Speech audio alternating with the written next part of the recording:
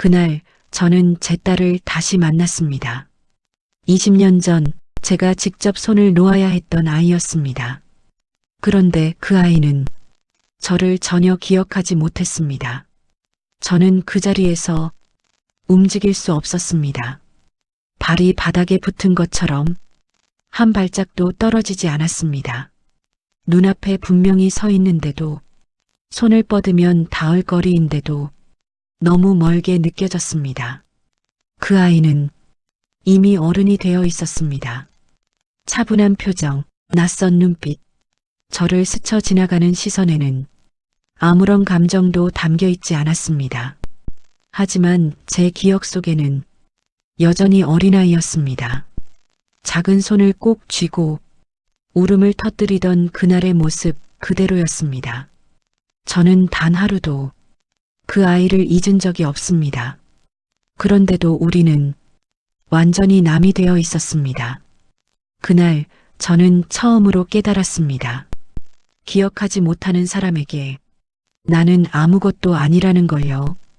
그리고 모든 이야기는 그날부터 다시 시작됐습니다. 20년 전 저는 미성년자였습니다. 세상이 어떤 곳인지도 모른 채 아이를 낳았습니다. 두려웠지만 아이를 처음 안았던 순간 모든 것이 달라졌습니다. 작은 숨소리, 따뜻한 체온, 그 아이는 제 전부였습니다. 하지만 현실은 달랐습니다. 부모님은 단호하게 말씀하셨습니다. 지금 이 아이를 키우면 내 인생은 끝난다. 그 말은 조언이 아니었습니다. 결정이었습니다. 학교도 미래도 모두 포기해야 한다고 했습니다. 저는 울면서 말했습니다. 제가 키울게요. 하지만 아무도 제 말을 들어주지 않았습니다. 저는 어렸고 아무 힘도 없었습니다. 결국 저는 아이를 지킬 수 없었습니다. 아이를 보내던 날 저는 끝까지 손을 놓지 못했습니다. 조금만 더. 하지만 결국 제 손은 떨어졌습니다. 그날 이후 제 시간은 멈췄습니다. 그 후로 저는 오랫동안 시설 봉사를 해왔습니다. 처음에는 아무것도 할 수 없었던 그날의 저를 대신하는 마음이었습니다. 하지만 시간이 지나면서 그 이유는 하나로 바뀌었습니다. 혹시라도 그 아이를 다시 만날 수 있을까? 그 생각 하나였습니다. 저는 여러 시설을 찾아다녔습니다. 기대하지 않으려 했습니다. 그래야 덜 아플 것 같았습니다. 그렇게 20년이 흘렀습니다. 그리고 어느 날 평소처럼 봉사를 하던 중이었습니다. 그때 한 아이가 눈에 들어왔습니다. 이상하게도 시선이 계속 그 아이에게 머물렀습니다. 설명할 수 없는 느낌이었습니다. 그냥 지나칠 수가 없었습니다. 저는 그 아이를 다시 바라봤습니다.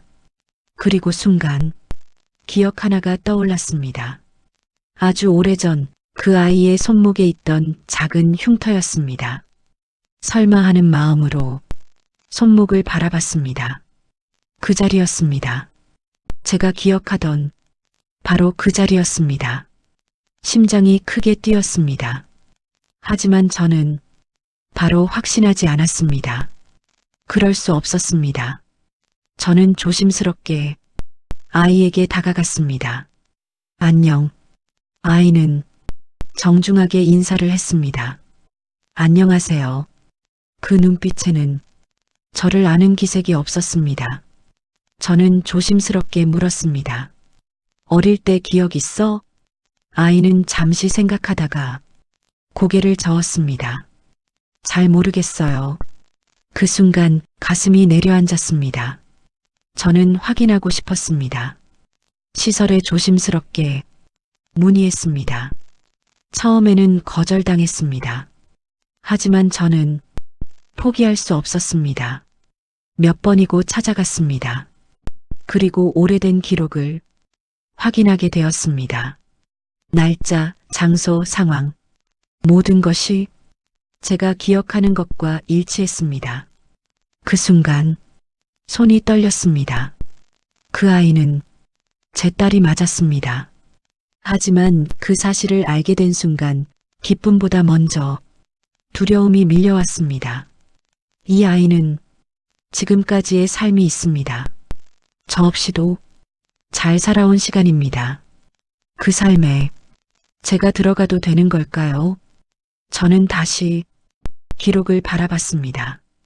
그 안에는 아이가 어떻게 자라왔는지가 조용히 담겨 있었습니다. 누군가의 도움을 받으며 조금씩 살아온 흔적이었습니다. 그걸 보는 순간 저는 아무 말도 할 수 없었습니다. 저는 그 아이의 삶에 없던 사람이었습니다. 저는 다시 그 아이를 바라봤습니다. 아이는 평범하게 웃고 있었습니다. 친구들과 이야기하고 자연스럽게 일상을 살아가고 있었습니다. 그 모습이 너무 다행이면서도 너무 아팠습니다. 저는 쉽게 다가갈 수 없었습니다. 이 아이의 삶을 흔들고 싶지 않았습니다.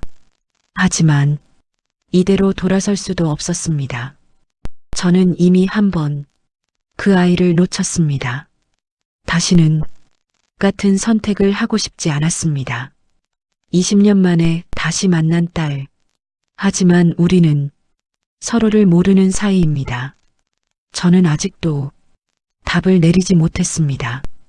이 아이에게 모든 진실을 말하는 것이 맞는지 아니면 이대로 조용히 사라지는 것이 맞는지.